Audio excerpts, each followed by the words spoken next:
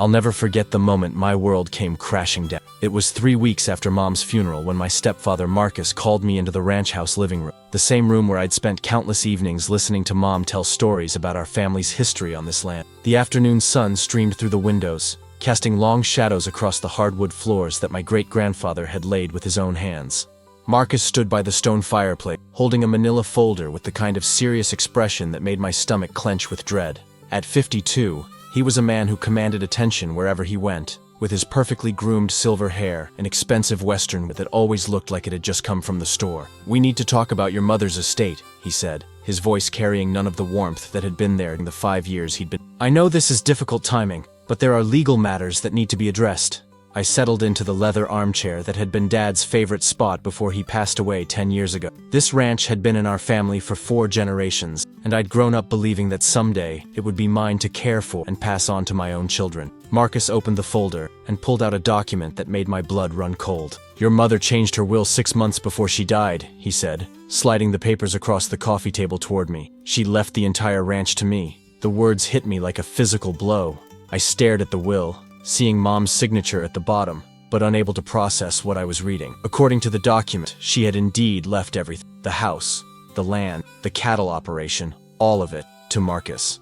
"That's impossible," I managed to say, my voice barely above a whisper. "Mom always said the ranch would stay in the She promised me that I would inherit it someday." Marcus's expression remained cold and businesslike. "People change their minds, especially when they realize their children aren't ready for such responsibility. Your mother was concerned about your ability to manage an operation of this size." I felt like I was drowning, struggling to understand how everything I'd believed about my future could be wrong. "She never said anything to me about changing the will. We talked about the ranch's future all the time."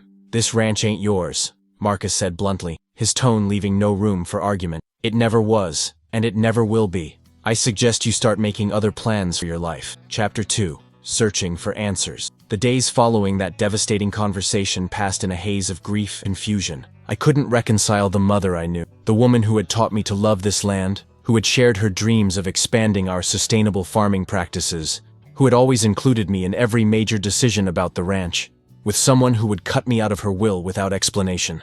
I wandered through the ranch house like a ghost, touching familiar objects and trying to make sense of what had happened. Mom's presence was everywhere, in the kitchen where she'd taught me to cook, in the office where we'd planned each season's operations, in the bedroom where she'd spent her final weeks battling the cancer that ultimately took her life. Marcus had wasted no time asserting his ownership of the property. Within days of showing me the will, he'd contacted a real estate agent about putting the ranch on the market. The agent, a slick-talking man from the city, had already been out to assess the property's value for development potential. "Land like this, so close to the expanding suburbs, is worth a fortune for residential development," I overheard him telling Marcus during their meeting in the kitchen. "You could easily get 15 million for the whole spread, maybe more if you're willing to wait for the right buyer." The thought of our family's ranch being turned into a subdivision made me physically sick. This land had been carefully stewarded for over a century, with each generation making improvements while respecting the natural environment. The idea of it being covered with cookie-cutter houses and strip malls felt like a betrayal of everything my family had worked to build. I tried to talk to Marcus about my concerns, but he dismissed my objections with a wave of his hand. "This is business, not sentiment," he said.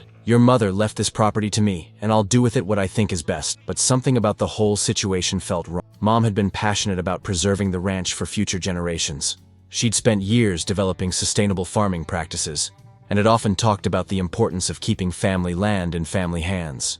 The idea that she would leave everything to Marcus, knowing he had no emotional connection to the property, seemed completely out of character. I began to suspect that there was more to the story than Marcus was telling me. Mom had always been meticulous about her record keep, maintaining detailed files on every aspect of the ranch's operation. If she had really changed her will, there would be documentation, correspondence with lawyers, some kind of paper trail that would explain her reasoning. I decided to search through her personal belongings, looking for any clue that might shed light on her true intentions. Chapter 3. The Investigation. I started my search in Mom's bedroom, the place where she'd spent her final months as the cancer gradually weakened her body. The room still smelled faintly of her favorite lavender perfume, and her personal belongings remained exactly as she'd left them. Marcus had shown no interest in going through her things, claiming it was too painful for him to deal with. Her dresser drawers contained the usual assortment of clothing and jewelry, but tucked away in the bottom drawer was a small wooden box that I'd never seen before. Inside were letters, photographs, and documents that painted a picture of a woman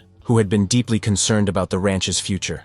Among the papers was a letter from our family attorney, dated just 2 months before Mom's death. The letter discussed her desire to update her estate planning document and mentioned scheduling a meeting to review her options, but there was no follow-up correspondence, no indication that any changes had actually been made to her will. I found similar letters from the ranch's accountant and financial advisor, both expressing concern about some of the financial decisions that had been made in the months leading up to Mom's death. The accountant had specifically questioned several large withdrawals from the ranch's withdrawals that Marcus had apparently authorized using a power of attorney that Mom had signed when she became too ill to handle business matters herself. The financial records raised serious questions about Marcus's management of the ranch's affairs during Mom's illness.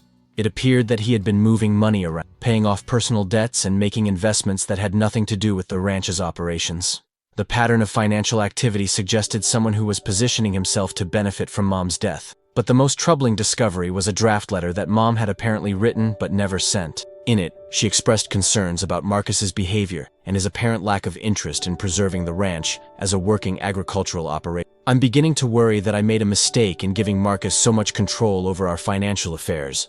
He seems more interested in the ranch's monetary value than in its legacy. I need to make sure that the property stays in the family and continues to be farmed according to the principles that have guided us for generations. The letter was dated just 3 weeks before Mom's death, which meant she had been having second thoughts about Marcus's role in the ranch's future, right up until the end. But if she had been planning to change her will to protect the ranch, why hadn't she followed through? I continued searching through her belongings, convinced that there had to be more evidence of her true intentions. Chapter 4. Hidden Memory. My search led me to Mom's study, a cozy room lined with bookshelves and filled with the memorabilia of a life spent on the ranch. This had been her private sanctuary, the place where she went to think and plan and dream about the future. The walls were covered with family photographs spanning 4 generations, each image telling a story about our family's connection to this land. I went through her desk methodically, examining every document and piece of correspondence. Most of what I found was routine business paperwork, but there were also personal items that revealed the depth of her love for the ranch and her commitment to preserving it for future generations. In one drawer, I discovered a collection of notebooks where Mom had recorded her thoughts and observations about ranch operations.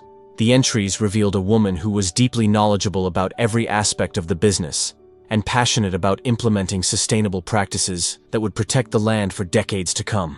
The ranch is more than just a business, she had written in one entry. It's a trust that we hold for future generations. Every decision we make should be guided by the question of how it will affect the land and the family 50 years from now. Another entry, dated just a month before her death, was even more revealing. I'm worried about what will happen to the ranch after I'm gone. Marcus doesn't understand what this place means to our family. He sees it as an asset to be monetized, rather than a legacy to be preserved. I need to make sure that the ranch stays in the family, no matter what. These entries confirm my suspicions that Mom had been having serious doubts about leaving the ranch to Marcus.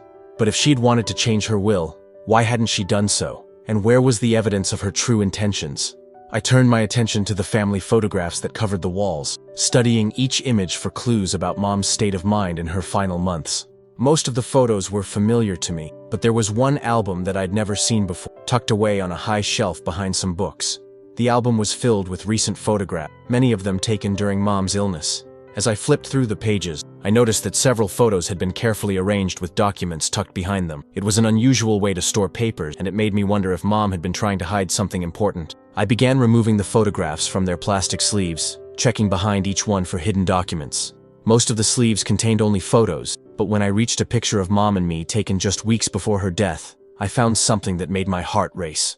Behind the photograph was a folded document that looked like a legal paper. Chapter 5. The Hidden Will. With trembling hands, I unfolded the document that had been hidden behind Mom's photograph. What I found was a handwritten will, dated just 2 weeks before her death, written entirely in Mom's distinctive script. The document was witnessed by 2 signatures I recognized: Dr. Sarah Chen, Mom's oncologist, and Father Miguel from our local church, both people who had been with Mom during her final weeks. The will was clear. Mom left the entire ranch to me, along with detailed instructions about her vision for its future. But more than that, the document contained explanations that revealed the depth of her concerns about Marcus and her determination to protect our family's legacy. To my beloved son, the will began, who has shown through his dedication and love for this land that he understands what it truly means to be a steward of our family's heritage. I leave to him the ranch that has been our home for 4 generations, confident that he will preserve its legacy while adapting to the challenges of a changing world. The will went on to specify that Marcus was to receive a cash settlement of $200,000,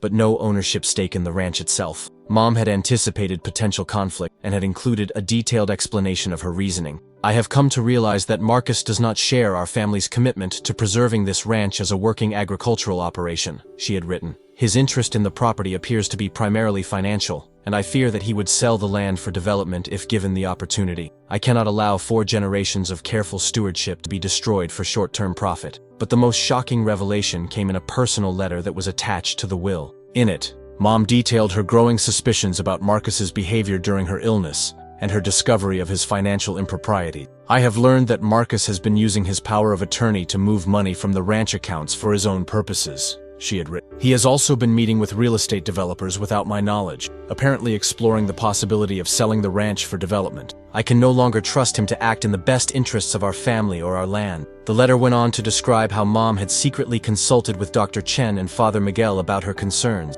asking them to witness her final will and to keep it safe until after her death. She had apparently given Dr. Chen instructions to contact me if anything happened to the original will, or if Marcus tried to prevent me from inheriting the ranch. If my son is reading this, the letter concluded, it means that my fears about Marcus were justified. I pray that this document will give him the legal standing he needs to protect our family's legacy and continue the work that we have started. I sat in Mom's study, holding the proof of her true intentions and feeling a mixture of vindication and rage. Marcus hadn't just stolen my inheritance. He had deliberately concealed Mom's final wishes and lied about her feelings toward me and the ranch. The hidden will changed everything, but I knew that Marcus wouldn't give up the ranch without a fight. Chapter 6.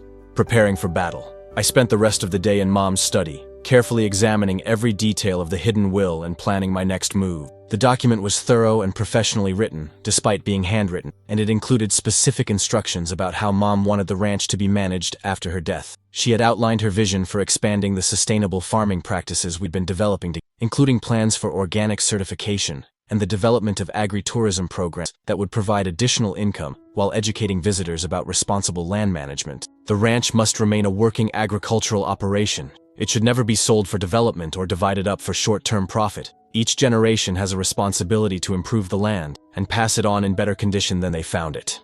The will also included detailed financial information that revealed the true extent of Marcus's mismanagement during Mom's illness. He had apparently borrowed heavily against the ranch's assets to fund his personal investments, leaving the operation in a much more precarious financial position than I had realized. But Mom had been planning for this possibility. The will included instructions for accessing a separate bank account that she had established without Marcus's knowledge, an account that contained enough money to pay off the debts he had incurred and provide working capital for the ranch's operation. I have been secretly setting aside money from my personal accounts to ensure that the ranch has the resources it needs to continue operating, she had written. This money is to be used only for ranch-related expenses and improvements, never for personal gain. I photographed every page of the will and the accompanying documents with my phone, creating digital backups before securing the originals in a safe deposit box at the bank. I had learned from Mom's example about the importance of protecting crucial documents from those who might try to destroy them. My next step was to contact Dr. Chen and Father Miguel to confirm their willingness to testify about the will's authenticity.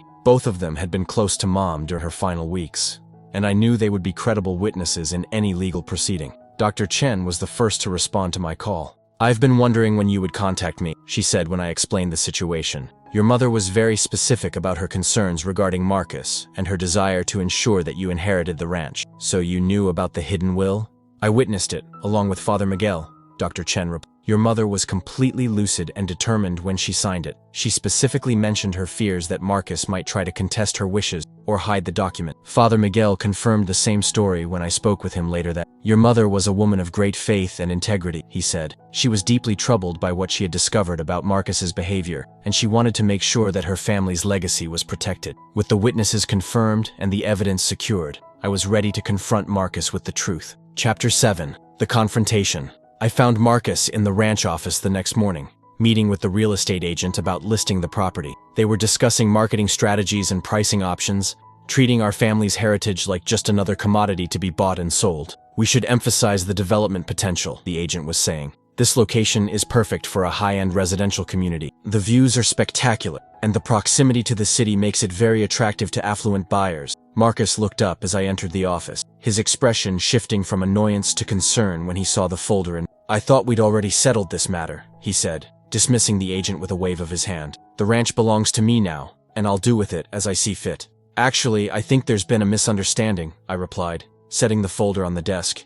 I found something in Mom's belongings that I think you should see. Marcus's face went pale as I opened the folder and revealed Mom's hidden will. He picked up the document with trembling hands, his eyes scanning the pages with growing alarm. This is impossible, he said finally. Your mother's will was already probated. This document has no legal standing. Actually, it does, I replied calmly. This will is dated 2 weeks after the one you presented to the court, which makes it the controlling document. It's witnessed by Dr. Chen and Father Miguel, both of whom are prepared to testify to its authenticity. Marcus's composure cracked completely. You don't understand the situation, he said, his voice taking on a desperate edge. I've already made commitments based on the assumption that I would inherit the. I have debts that need to be paid. Debts that you incurred using the ranch's money, I said, pulling out copies of the financial records I'd found. Mom knew about your mismanagement, Marcus. That's why she changed her will. She was sick, Marcus protested. The cancer affected her judgment. She wasn't thinking clearly when she wrote that document. Dr. Chen disagrees, I replied. She's prepared to testify that Mom was completely competent when she signed the will, and Father Miguel will confirm the same thing. Marcus slumped in his chair, the fight going out of him as he realized the strength of the evidence against him. What do you want? He asked quietly. I want you to acknowledge Mom's true will and transfer ownership of the ranch to me, as she intended, I said. In return, you'll receive the $200,000 that she specified in the will, and I won't pursue legal action for the money you misappropriate from the ranch accounts. Marcus stared at the hidden will for a long moment, weighing his options. Finally, he looked up at me with resignation in his eyes. How did you find it? He asked. Mom hid it behind a photograph of the two of us, I replied. She knew you well enough to predict that you might try to suppress her true wishes. She was always smarter than I gave her credit for, Marcus admitted. Chapter 8. Legal Resolution. The legal proceedings to establish the validity of Mom's hidden will moved more quickly than I had expected. Marcus's attorney initially tried to challenge the document's authenticity, but the evidence was overwhelming. Dr. Chen and Father Miguel both testified that they had witnessed Mom sign the will and that she had been completely competent at the time. The handwriting analysis confirmed that the will was written entirely in Mom's hand, and the paper and ink were consistent with other documents she had created around the same time period. Most importantly, Marcus's own admission that he had found and concealed the document undermined any claim that it was fraudulent. The evidence clearly shows that the decedent created a valid will that supersedes the earlier document, Judge Martinez said during the final hearing. The fact that this will was hidden suggests that the decedent had concerns about whether her true wishes would be honored. The judge ruled that Mom's hidden will was valid and controlling, which meant that I inherited the ranch as she had intended. Marcus was ordered to transfer all assets back to the estate and to account for the money he had misappropriated during Mom's illness. The financial audit revealed that Marcus had taken nearly $300,000 from the ranch accounts for his personal use. Some of the money had been invested in failed business ventures, while the rest had been used to pay off his personal debts and fund an expensive lifestyle that he couldn't afford on his own. Your stepfather's actions constitute a clear breach of his fiduciary duty, the estate attorney explained to me after he used his power of attorney to enrich himself at the expense of the estate. Marcus was required to repay the misappropriated funds, though it took several months to recover all of the money. He had to sell his personal assets, including an expensive sports car and a vacation home, to satisfy the judgment against him. Throughout the legal proceedings, I felt no satisfaction in Marcus's downfall. He had been a part of our family for 5 years, and I had genuinely liked him before discovering his betrayal. But his greed had cost him not only the ranch, but also any chance of maintaining a relationship with me. The day the ranch officially became mine was bittersweet. I stood in the same living room where Marcus had told me that the ranch would never be mine. But instead of feeling triumphant, I felt the weight of responsibility in 4-generational history. I thought about Mom's words and her hidden will, about the importance of being a steward rather than just an owner. The ranch wasn't just my inheritance.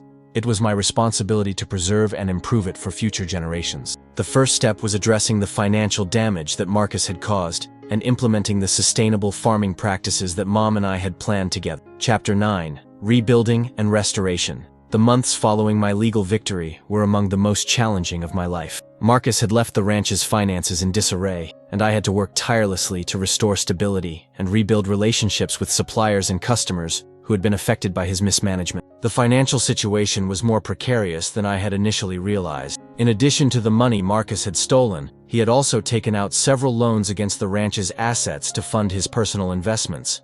These debts had to be addressed immediately to prevent foreclosure on the property. Fortunately, Mom's secret bank account provided enough capital to pay off the most urgent debts and begin the process of financial recovery. She had been setting aside money for years, apparently anticipating that Marcus might cause problems that would require immediate attention. "Your mother was incredibly foresighted," our family attorney told me, as we worked through the financial recovery plan. "She created multiple safeguards to protect the ranch from exactly the kind of situation that occurred. I used the remaining funds to implement the sustainable farming practices that Mom and I had planned together. We converted several fields to organic production, installed a state-of-the-art irrigation system that reduced water usage by 40%, and built a new processing facility that allowed us to add value to our products before selling them. The transition to sustainable farming was expensive and time-consuming, but it was essential for the ranch's long-term viability. Consumer demand for organic and sustainably produced food was growing rapidly, and I knew that our future profitability depended on positioning ourselves as leaders in responsible agriculture. I also began implementing the agritourism programs that Mom had envisioned. We started offering educational tours for school groups, teaching children about sustainable farming practices and the importance of environmental stewardship. We also hosted workshops for other farmers who wanted to learn about organic production methods. The programs were immediately popular and provided additional income that helped offset the costs of the transition to sustainable farming. More importantly, they fulfilled Mom's vision of using the ranch as a platform for educating others about responsible land. Perhaps the most meaningful aspect of rebuilding the ranch was reconnecting with our local community. Marcus had alienated many of our neighbors with his arrogant attitude and his obvious lack of commitment to the area. I made it a priority to repair these relationships and to position the ranch as a good neighbor and community partner. We began participating in local farmers markets, selling our organic produce directly to consumers, and building relationships with people who appreciated the quality and sustainability of our products. We also partnered with local restaurants that wanted to feature locally sourced ingredients on their menu. The ranch became a gathering place for the agricultural community, hosting meetings and events that brought farmers together to share knowledge and support each other's efforts to implement sustainable practices. Chapter 10. Personal Growth and New Relationships. As the ranch's operations stabilized and began to thrive, I found myself with time to reflect on the personal lessons I had learned from the inheritance battle. The experience had taught me valuable lessons about trust, the importance of documentation, and the need to be vigilant in protecting what matters most. I also realized that I had been so focused on fighting for the ranch that I had neglected other aspects of my life. At 26, I was successful, but isolated, with few relationships outside of the farming community. Mom's death and the subsequent legal battle had made me acutely aware of how quickly life could change and how important it was to build meaningful connections with others. I began making an effort to expand my social circle, joining community organizations and attending events that weren't directly related to farming. It was at a sustainable agriculture conference that I met Elena, an environmental scientist who was researching the impact of farming practices on local ecosystems. Elena was passionate about environmental conservation and shared my commitment to sustainable agriculture. She understood the challenges of running a ranch while protecting the environment, and she brought scientific expertise that complemented my practical farming experience. Our relationship developed gradually, built on mutual respect and shared values, rather than just physical attraction. Elena appreciated the work I was doing to restore the ranch's environmental health, and I admired her dedication to scientific research and her commitment to finding solutions to environmental challenges. When I told her the story of my inheritance battle and the discovery of Mom's hidden will, she was fascinated by the family dynamics involved and impressed by Mom's foresight in protecting the ranch. "Your mother understood that preserving family land requires more than just legal documents," Elena said. "It requires a commitment to stewardship that goes beyond any individual generation." Elena became more than just a romantic partner. She became my closest advisor and collaborator in developing the ranch's environmental programs.